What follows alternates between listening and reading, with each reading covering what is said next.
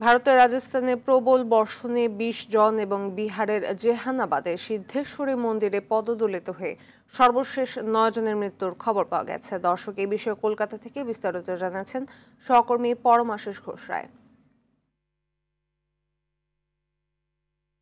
এক নাগাড়ে প্রবল বর্ষণের কারণে কিন্তু রাজস্থানের সর্বশেষ খবর অনুযায়ী কিন্তু দেখা যাচ্ছে ২০ জন মানুষ কিন্তু প্রাণ চলে গেছে, একেবারে তারা মারা গেছেন, মৃত হয়েছেন ২০ জন। প্রবল বর্ষণ কিন্তু শুরু হয়েছিল গত শনিবার থেকে এবং গতকাল রবিবার, এবং দেশের মৌসুম ভবন কিন্তু জানিয়েছে যে আজকে সারাদিনও বৃষ্টি হবে এবং আগামীকাল সারাদিনও বৃষ্টি হবে। রাজস্থানের বিভিন্ন অঞ্চল, সেখানে কিন্তু জয়পুর, দাউসা, সাওয়াদি, মাধোপুর, করৌলি, এগুলো কিন্তু সমস্ত জায়গা কিন্তু জলমগ্ন হয়ে পড়েছে।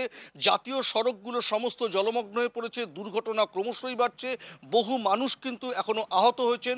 সর্বশেষ খবর অনুযায়ী সেখানে কিন্তু প্রশাসন এবং জাতীয় বিপর্যয় মোকাবিলা বাহিনী কিন্তু তারা কাজ করছেন। সেই জায়গা থেকে দাঁড়িয়ে কিন্তু এই মৃতের পাশাপাশি কিন্তু সরকারিভাবে সব রকম সাহায্যের কথা ইতিমধ্যে ঘোষণা করা হয়েছে এবং সেখানে কিন্তু ইতিমধ্যে লাল সতর্কতা জারি করা হয়েছে। পাশাপাশি আমরা দেখলাম আজকে ভারতবর্ষের বিহারের জেহানাবাদের সিদ্ধেশ্বর মন্দিরে, যেহেতু শ্রাবণ মাসের সোমবার, গতকাল মধ্যরাত থেকে ভোর রাতের দিক থেকে কিন্তু পুণ্যার্থীরা শিবের মাথায় জল ঢালতে গেলে কিন্তু পদপিষ্ট হয়ে প্রায় ৭ জন মারা গেছেন এবং বেশ কিছু মানুষ কিন্তু আহত হয়েছেন।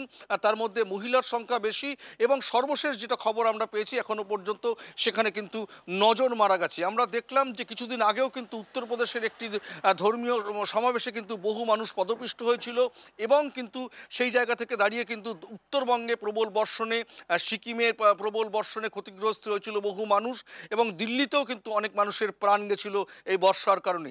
এই মুহূর্তে সবচেয়ে বড় খবর হচ্ছে প্রবল বর্ষণের কারণে কিন্তু রাজস্থানে প্রাণ গেল প্রায় ২০ জনের।